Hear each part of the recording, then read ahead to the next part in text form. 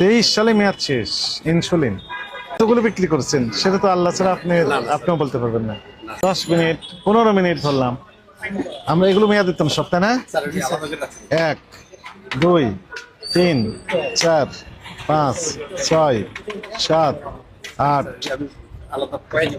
9 10 11 12 13 14 15 16 17 18 19 20 21 22 23 24 25 26 27 28 box medicine পাওয়া গেল 10 থেকে 15 মিনিটের মধ্যে। আপনার বক্তব্য বলেন।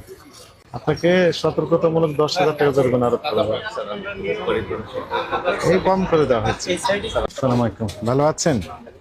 মেয়াদি ওষুধগুলো কি করেন আপনারা? আছে মনে হয়। 23 সালের জুন মাসে মেয়াদ শেষ। দেখেন, দেখে এখানে রাখেন। 24শে ফেব্রুয়ারি